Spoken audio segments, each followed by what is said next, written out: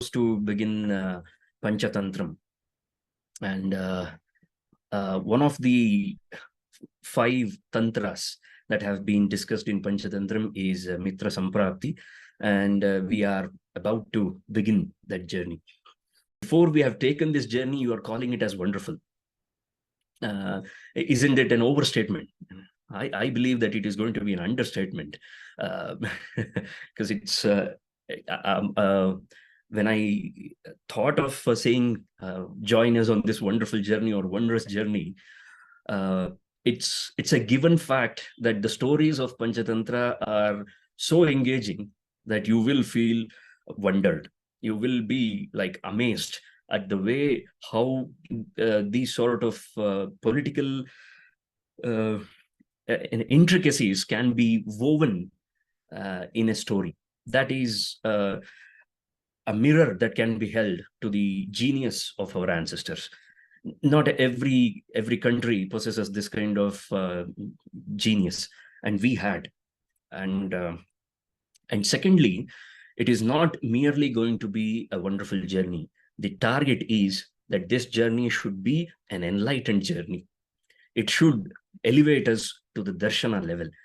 As I said, we are still at the tantra level, and this tantra will definitely lead us towards understanding the intricacies, the nuances of Shastra. Which Shastra? I asked this question, I've just connected it. The Shastra that we are going to discuss here is Artha Shastra.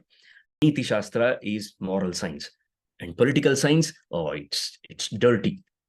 We don't want to get our hands dirty in political science. We are not interested in politics. You ask anybody, the first reaction is, no, I'm not interested in politics. Why? The question is, why are you not interested in politics? Now, very quickly, I want to share a screen. Please don't mind the language, because it might be a little bit hurtful. I hope you can see the screen and read it. If you want, I can read it for you. The worst illiterate is the political illiterate. He doesn't hear, he doesn't speak, nor participates in the political events. He doesn't know the cost of life, the price of the bean, of the fish, of the flour, of the rent, of the shoes, and of the medicine. All depends on political decisions. The political illiterate is so stupid that he is proud and swells his chest saying that he hates politics. Now hold a mirror to yourself and examine how many times have you said the same line in your life. I hate politics. I don't like politics. Okay?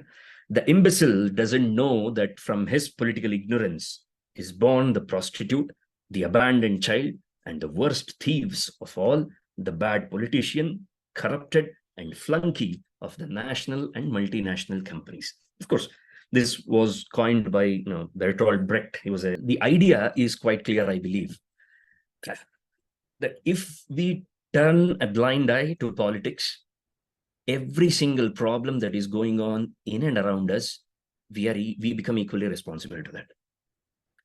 It's another thing that we do not have power in our hands. True, I agree. But we do have the power of intellect, isn't it? That's why the title reads as Panchatantra, a tale of political intellectualism. This is the place where we are going to set the tone for Panchatantra. Why should we study Panchatantra? That is the question, isn't it? The answer is, if they are merely stories, then we do not require a person to narrate us the story. There are apps made for that. We have AI for that can actually read stories to you, that can actually summarize the stories to you. If you are not willing to read an entire story, ChatGPT, give me the summary of story number 1 from Panchatantra. There you go. And you get the summary of that. But that is not the intention here, right? Either you must like me very much, you must have been aware of my skills, or you must be here to explore Panchatantra. And I would prefer that you all belong to the category number 2. You are here to explore what Panchatantra is. And why are we studying Panchatantra? As I mentioned, it's very clear, because this is the first pedestal that we have. Tantra is the first pedestal. And from Tantra, we rise to Shastra. And Shastra eventually leads us to Darshana. Somebody is named as Madhusudana, and he has enormous potential, and he has contributed plenty to this world. When the time has arrived for us to pen his biography, instead of calling it as Madhusudana Charitam, we named it as Madhu Charitam. Do you think, honestly, we are making any justice to his name? I'll give you the insight on this. The thing is, Madhu, the name of Madhu, belongs to a Rakshasa, to a demon. And the word Madhusudana refers to the person who slayed that demon. Now, do you want to remember a person with enormous potential with his original name, or do you want to cut short his name for your sake? How do you want to remember it? If you are Madhusudana, and if your biography is going to be written, and if somebody uses your name, only the first half of your name, would you be comfortable to be remembered with only the first part of your name? Be honest. When you have achieved plenty in your life, when you have so much to teach and preach to the world, and if somebody is going to claim only half of your name, would you be comfortable with that? And if you are blessed with some good names, you might not have any issue with that.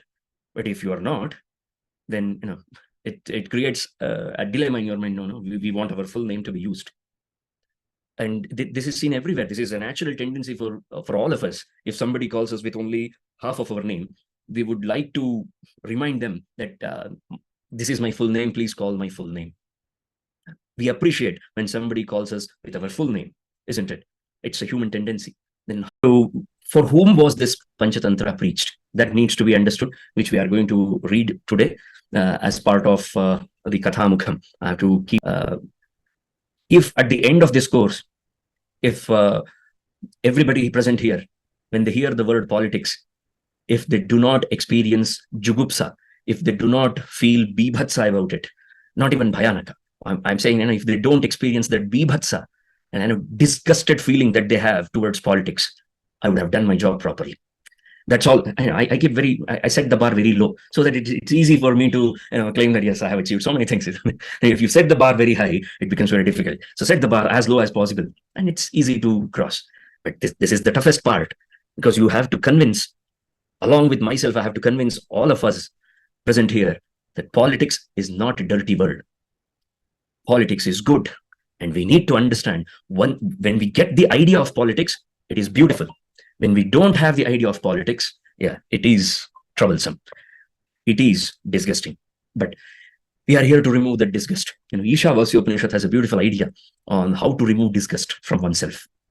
It says that when you take everything, when you envision everything within yourself, when you see this entire creation in yourself, and when you can see yourself as this entire creation, that's when you remove disgust from you. Because you observe, we get disgusted only with the facts that are not related to us. Stories were originally meant for the royal princes. They were the most idiotic of all the people. And the king was worried. Their father was worried. And he hired a scholar. Unlike me, he hired a proper scholar named Viṣṇuśarma. Therefore, the authorship of Panchatantra belongs to Viṣṇuśarma. Some trivia. If I don't say the trivia, then you will all feel that he doesn't know anything about Panchatantra at all. 40 Tantra is not a book of stories. If anybody tells you like this, shoot them, because you have the proof with you.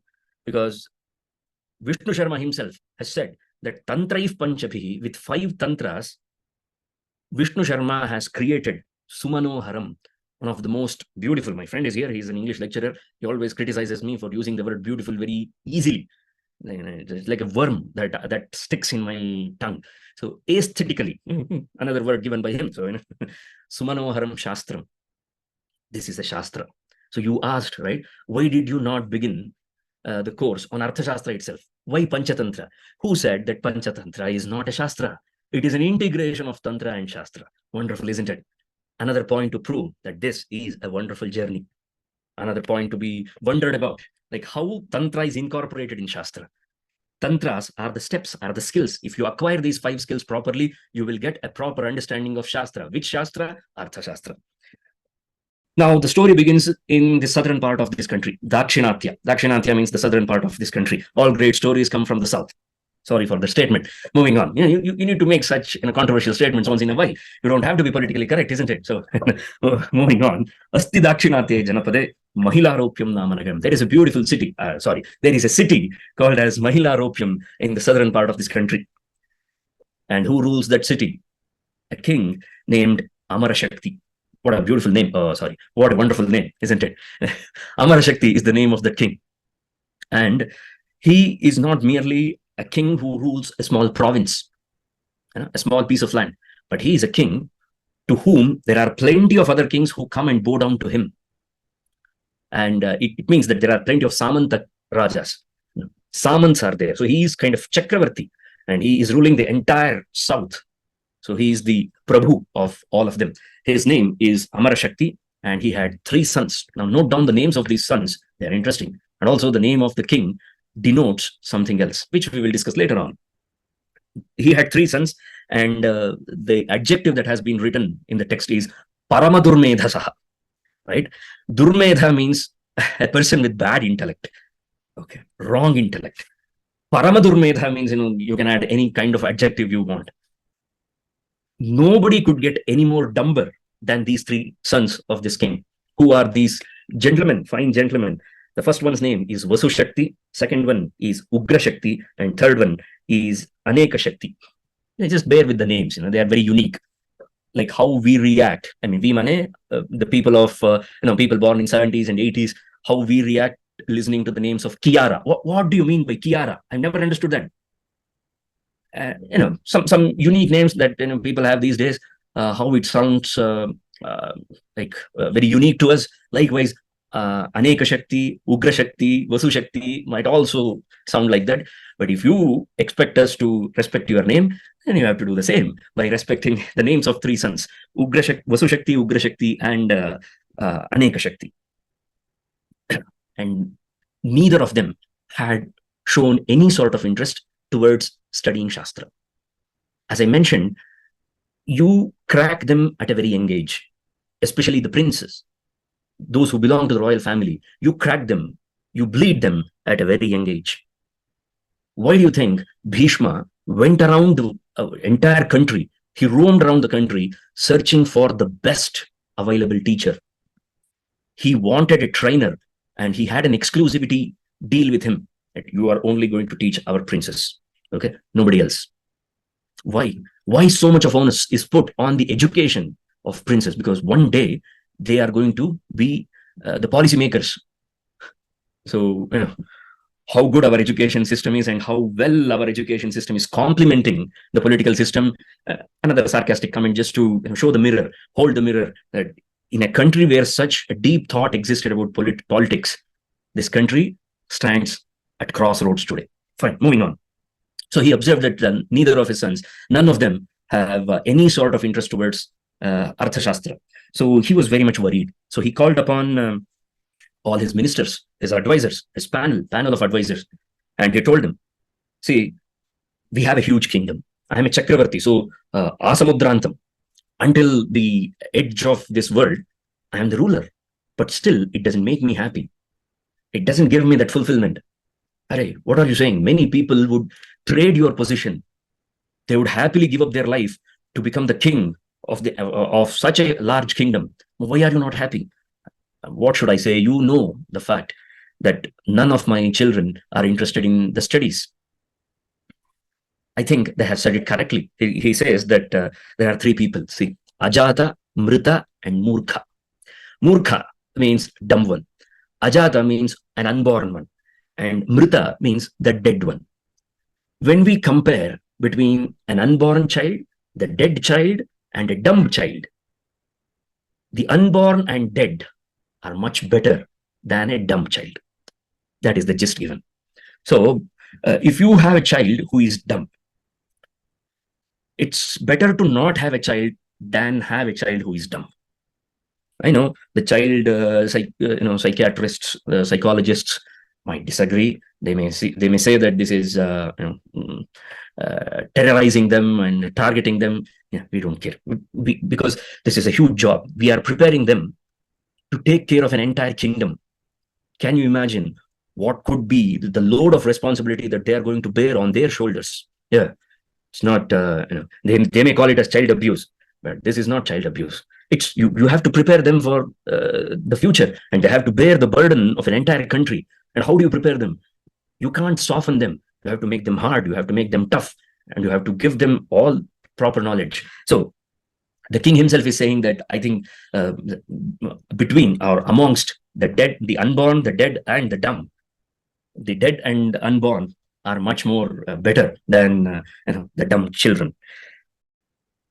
And he says that korthav putrena jatena yo na vidwan na bhaktiman.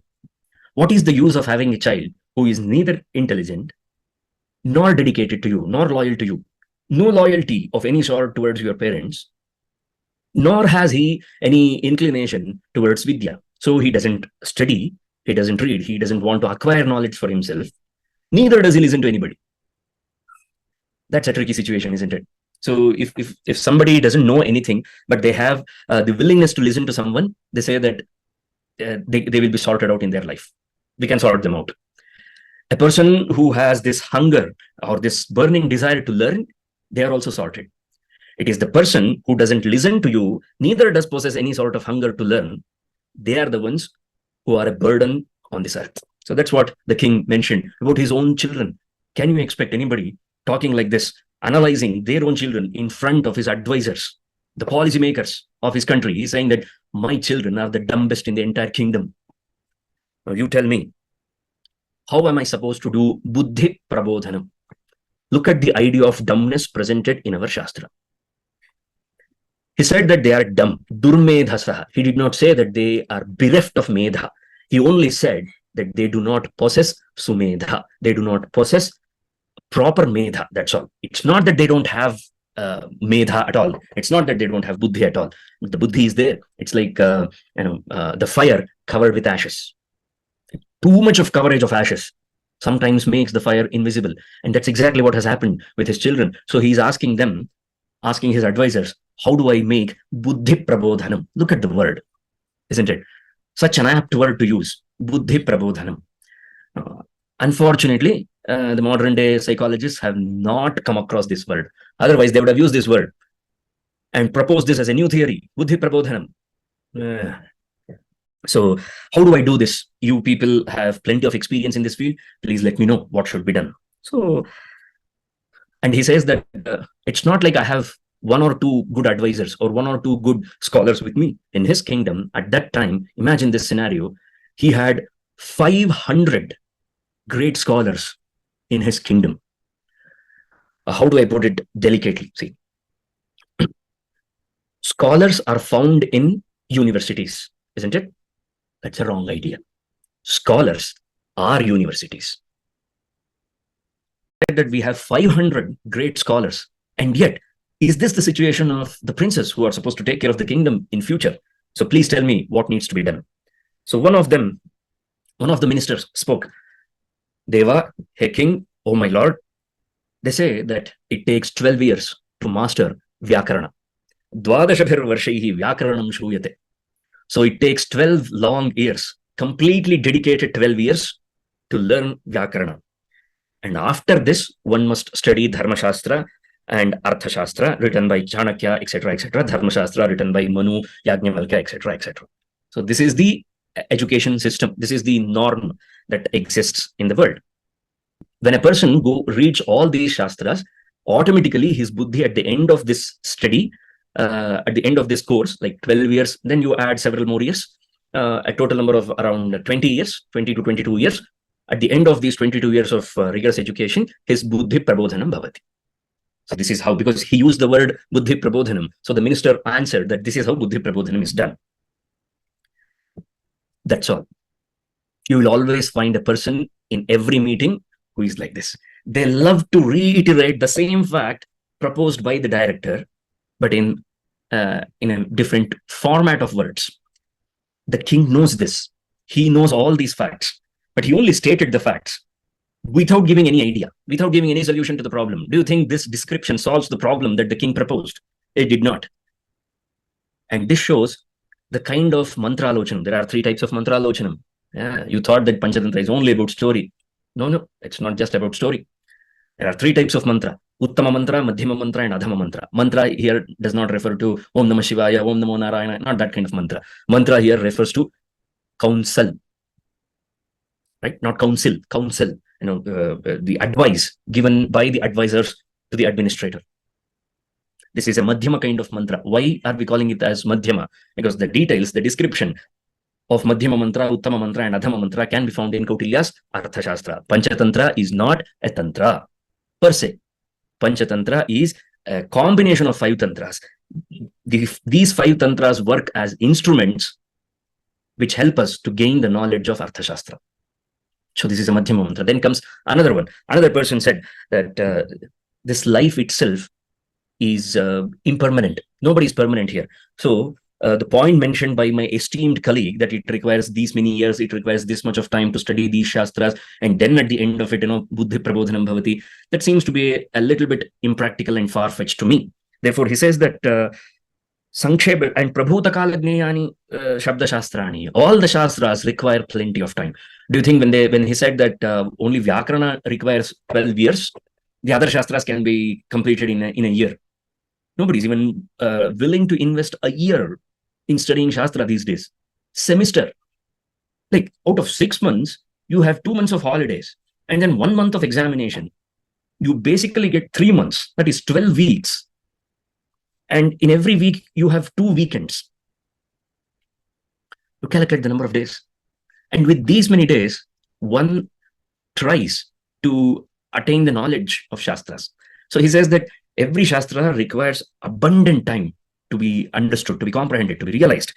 Therefore, I think it is better if we think about giving these children some snippets, some ideas, some abridged version of all these Shastras. It would be easy for them. When you have a child who cannot listen to the lectures properly, who cannot concentrate on reading the text, you introduce them to the world of guide. In our age, it was guide. I don't know what the modern day children call that. Right? With question and answers written from solved question papers. Or maybe the system itself is corrupted these days because they have introduced a new system called as MCQs. Everything needs to be given with multiple choices. Why? The purpose of education is to create accuracy in that particular field, isn't it? And when you are examining, if you are providing them with if we are providing them with plenty of options, do you think they will ever stand to gain that kind of accuracy in that subject, or will they fail? They will obviously fail, because they will think of only interpreting it. Like, this could also be the answer. No, it can have only one answer, and you should know that answer. And you should not use the options for that. You should be able to know that. Fine. So this person, this advisor, is suggesting that rather than making them go through all these shastras for several years, how about we introduce them to a person who can teach them only the summary of all the shastras? What is the core idea of these shastras? If they can understand them, then I think their buddhi prabodhanam will happen immediately. Is there any such person? And the advisor is coming up with the solution. Now, this is called as an uttama mantra, because when a problem is propagated, is tabled, you have to come up with a proper solution, and that solution must have 5 important components, which I'm not going to tell you today, which we will discuss some other time in the context of Panchatantra. All these 5 elements are mentioned in Kautilya's Arthashastra, by the way. Right. Moving on. So who is this fellow? Viṣṇuśarma nama brahmanaha sakala shastra parangamaha. He is not only well versed in all the shastras, but take a look at the next adjective that is given in Panchatantra about Viṣṇuśarma. Viṣṇuśarma is Chhatra Samsadi Labdhakirti. It means that he is very famous amongst students. He's very popular among students. The students love him. It means that when he teaches, the students get it. They don't have to put extra effort to understand. His lectures are that good. We had the likes of Viṣṇuśarma back in those days, before we designated September 5th as Teachers' Day. Moving on. Tasmai Setan. So introduce your children to him. You samarpayatu. You surrender your children to him. That is the word that needs to be focused here. That is the point. You don't take your child to a teacher. It's like, you are ready to, you have a rock and you want that rock to be shaped into an idol. But when the sculptor takes his tools and when he hits, you get hurt, because it's your sentiments are getting hurt, your feelings are getting hurt, and you ask the sculptor to not hurt the stone and still end up making an idol. Is this even practical? It's not. Therefore, earlier when they used to take children and surrender them to the guru, he used to say that we don't own them anymore. Our job is done. We gave them birth, we raised them, and now we have offered them to you. We have surrendered them to you. They are your property now. Make them their best version. That's what they are seeking. Just look at the words, and it presents the social setup of those times, the cultural aspects of those times, the educational system of those times. So a story can be a window into so many of these things. Fine, moving on. He said that he will definitely make them wise. So immediately the king got to the work. He invited Viṣṇuśarma. Viṣṇuśarma accepted the invite. He came. He was a 85-year-old scholar, by the way. He's not a young scholar. That's why I said, unlike me, Viṣṇuśarma. Viṣṇuśarma was anything like me. So he was a very old scholar. So he came and he said that it's a pleasure to have you. I believe that it's a blessing that you have accepted our invitation and you are here. Here are my children. Take them. I surrender them. They are yours. And make them well-versed in Rajaniti. I have to quote that line because Madanugrahartham. Madanugrahartham means to bless me. By teaching them Arthashastra, you are going to bless me. Right? Madanugrahartham etan. Etan means these children, these three dumbheads that are standing in front of you. Etan Arthashastram-prati Dragyatanya ananya sadrishan vidadhasi. Arthashastram prati sumukhan vidadhatu. This is the kind of request that he is making. At least make them interested towards Arthashastra. And not just interested, he says that ananya sadrishan, there should be nobody else equivalent or similar to my children in terms of Arthashastra. This is what I'm seeking from you. When you seek this kind of precision, he's very clear. He's not mincing his words at all.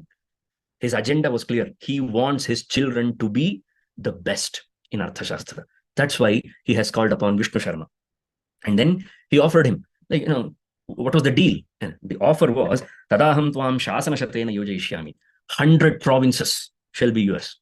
And what was the response of Viṣṇuśarma to that? Nahamartha lipsur bravin. I do not seek money. Okay. Ashiti varshasya. No, I have crossed 80 years of my life. Okay. Do you think I seriously require money? Do you think I seek money even now at this age? No, I don't want them. But for your sake, since you have requested me, I'm going to render your children well-versed in Arthashastra. And this is the word that I'm giving you. So Viṣṇuśarma gave his word that at the end of 6 months, 6 months was the duration. 6 months was the duration that Viṣṇuśarma said that within 6 months, if I don't make your children wise enough in Arthashastra, then Narhati Devo Devamargam Sandarshayitum. Then you may kill me. Because anybody who is killed as a punishment, they lose out on Devamarga. They miss out on their Atma Marga. He said, you can take away my Atma Marga. I am betting the greatest treasure that I have, my Atma Marga. And only a teacher with that kind of confidence can bet his greatest treasure. I mean, I have no other words to explain this because this is just mind-blowing because we don't make such teachers anymore. Not at all. Even I teach, but no. We are not even 1% of what the teachers like Viṣṇuśarma were. Can we guarantee that in 6 months of time, I will make your child this eligible? Provided the condition is, you should not interfere. You should let them with me and I shall train them. Look at the confidence. And he's betting his Atma Marga of all the things. So finally it was agreed. And then he said that I'm not going to sell the soul that is Arthashastra. Arthashastra is a vidya for me. It is a darshana for me. And I'm not going to sell that. I'm not going to sell my soul for some 100 provinces. No, I don't want that. I'm not doing this for money. But I promise you this, that no matter how dumb they are, I will ensure that they are wise enough to rule. I will make them good enough to rule. This was the promise made. And then Tam, and in front of everybody, he made that promise. And Tana Adaya, he took them. He took those three people, those three children. And then he created 5 different tantras for the sake of teaching these dumbheads. The first one is Mitra Bheda, mitrasaṃprāpti, and then Kakolukiya, Labdha Pranasha, and Aparikshita Karaka. These are the 5 tantras. Trivia. I have told you the trivia. You just have to wait. Dronacharya trained both Pandavas and Kauravas, but why did they turn out to be different? See, they would have, it's not the problem of the trainer. He trained them in such a way that they got skilled. They were well skilled. But for what purpose did they use their skills? That depends on their upbringing, I believe. And the kind of aspirations that they might have in their life, they also play an important role in determining what we do with the acquired skills. We may have acquired the skills from the best in the world. And yet, see, for example, chemical engineering. It's a wonderful subject, by the way. And you can use chemical engineering to make the lives better for many people, or to make the lives of millions miserable by making a bomb. Now, the same chemical engineering can be used for both, isn't it? So it depends on our aspiration. It depends on for what purpose are we going to put this set of skills to use. Therefore, we can't blame Drona for that. It's all about the upbringing. The person who needs to be blamed is Dhritarashtra, I guess, the blind fellow. No, he needs to be, he needs to be blamed. What are the contents of the 5 tantras? Oh, okay, wonderful. Okay, Mitra Bheda talks about how to disassociate ourselves with enemies, how not to make bad friends, and how not to get into bad associations. As a king, you are supposed to be very careful about the environment. There's a beautiful line which says that the king must never be blind, that a king never sleeps. This is another famous quote. Because the moment you sleep, you can be killed. Yeah, and on you depends an entire kingdom. And a king is not supposed to trust anybody. Can you believe this? Natyantam Vishwaset. They said that you should not trust anybody. So that's why Mitra Bheda happened to be the first tantra that was taught by Viṣṇuśarma. Right? And then comes mitrasaṃprāpti. Mitrasaṃprāpti is how you gain good associations, how you forge friendships with potential partners. The third one is Kakolukiya. The name suggests that this is a story of Kaka and Uluka. Uluka means owl, and the Kaka means crow. The crow and the owl, they almost belong to the same category, right? And yet they are so different in nature. So that part, that tantra, takes care of the wisdom that is required, the viveka that is required, the distinguishing power that is required as an administrator, how to differentiate between how to cut or how to call a spade, that needs to be taught. So Kakolukiya. And Labdha Pranasha is how somebody ends up losing hard-earned things in life. You have already gained. I mentioned that Kshema is the central concept, or Tantra is the central concept. And he has delivered it in a different way, in an opposite way. He says that how somebody ends up losing everything that they have gained. There are plenty of examples for that. There's a famous saying in Kannada, Kumbaranige Varusha, Donnege Nimisha. I don't know the English word for the person who makes the pottery, and there must be a particular word for that in English as well.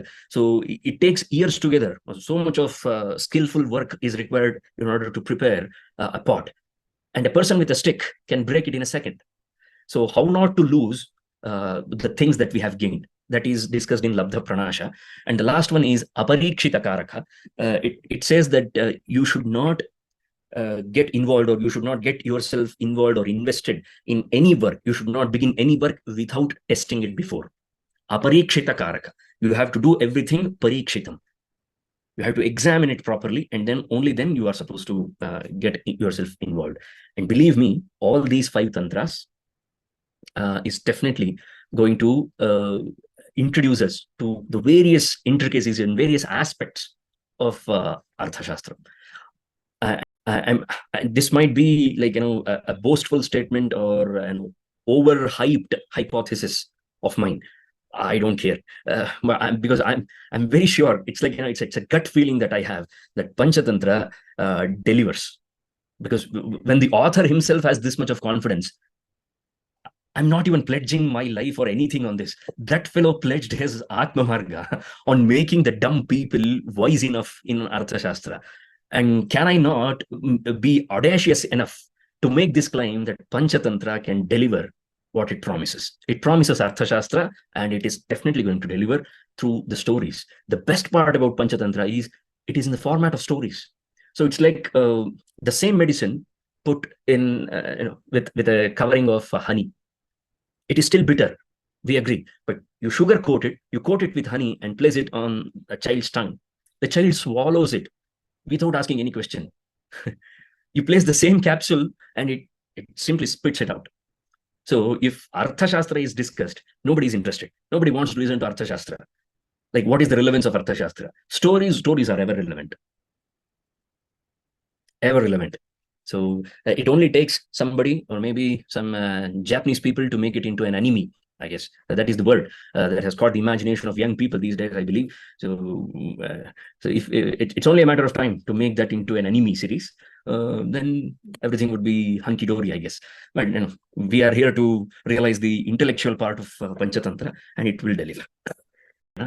This is not about enjoyment, mere enjoyment. So this is going to be, there definitely will be a small test kind of thing, which will test your ability without MCQs, by the way. As a teacher, as a lecturer, I hated that part of my job, to create questions with multiple choices questions. I'll tell you what was the challenge I faced in that. I know the correct answer for this question, right? That's not where my intellect stops. I have to come up and I have to force my mind to think about 3 other wrong answers. How ridiculous it is. You are asking a teacher to think about 3 ridiculously wrong answers to write as part of questioning.